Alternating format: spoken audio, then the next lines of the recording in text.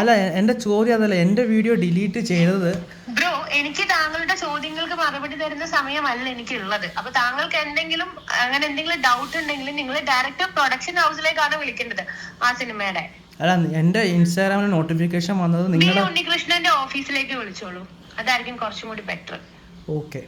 Cinema review കണ്ട് cinema കാണാൻ പോകുന്ന കാലം അവസാനിക്കാൻ പോവാണ്. അമ്മാതിരി PR വർക്കാണ് ഇവിടെ നടന്നുകൊണ്ടിരിക്കുന്നത്. വെറും 500 ഫോളോവേഴ്സ് ഉള്ള എൻ്റെ അക്കൗണ്ടിലെ വീഡിയോ അവർ 24 മണിക്കൂർ കൊണ്ട് ഡിലീറ്റ് ചെയ്തു.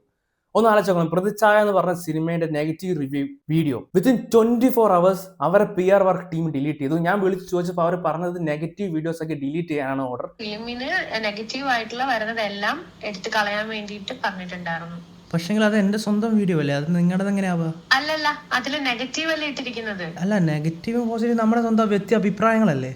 അവരത് സോർട്ട് ചെയ്ത് തന്നതിലാണ്, നമുക്ക് തന്ന ലിസ്റ്റിലാണ് നമ്മൾ കളഞ്ഞിരിക്കുന്നത്. അതിൽ സോ ഞങ്ങളുടെ ജോലി ചെയ്യുന്നത് എൻ്റെ സ്വന്തം ഓൺ വോയിസ് വീഡിയോ ആണ് അവർ ഡിലീറ്റ് ചെയ്യുന്നത്. ഞാൻ കഷ്ടപ്പെട്ട് എൻ്റെ സമയം മാറ്റി വെച്ച് രാവിലെ പോയി സിനിമ കണ്ടിട്ട് അതിന്റെ റിവ്യൂ ഇട്ടപ്പോൾ വിത്തിൻ 24 അവേഴ്സ് അവർ പുഷ്പം പോലെ വീഡിയോ ഡിലീറ്റ് ചെയ്യുന്നു. സോ നിങ്ങളുടെ കൺമുന്നിൽ എത്തുന്നത് വെറും പോസിറ്റീവ് റിവ്യൂസ് മാത്രമായിരിക്കും. ആർക്കും അറിയാത്ത വെറും 500 ഫോളോവേഴ്സിലെ എൻ്റെ വീഡിയോ വരെ അവർ ഡിലീറ്റ് ചെയ്യുന്നുണ്ടെങ്കിൽ നിങ്ങൾ ആലോചിക്കണം, നിങ്ങളുടെ കൺമുന്നിൽ എത്തുന്നത് വെറും പോസിറ്റീവ് റിവ്യൂ വീഡിയോസ് മാത്രമായിരിക്കും. PR work at the peak. അവർ നന്നായിട്ട് PR വർക്ക് ചെയ്യുന്നുണ്ട്. നിങ്ങളുടെ കൺമുന്നിൽ വരുന്ന പോസിറ്റീവ് റിവ്യൂസ് എത്രത്തോളം പെയ്ഡ് ആയിരിക്കും നിങ്ങൾ ഊഹിച്ചാൽ മതി. വെറും ആർക്കും അറിയാത്ത എൻ്റെ അക്കൗണ്ടിലെ വീഡിയോസ് വരെ അവർ ഡിലീറ്റ് ചെയ്യുന്നുണ്ടെങ്കിൽ അവർ എത്ര നെഗറ്റീവ് റിവ്യൂസ് വീഡിയോ ഡിലീറ്റ് ചെയ്തിട്ടുണ്ടാവും. സോ നിങ്ങൾ മനസ്സിലാക്കേണ്ടത് ഇവിടെ ഹെവി PR വർക്ക് സിനിമയ്ക്കുമുണ്ട്, രാഷ്ട്രീയക്കാർക്കോ അല്ലെങ്കിൽ സെലിബ്രിറ്റീസിനും മാത്രമല്ല.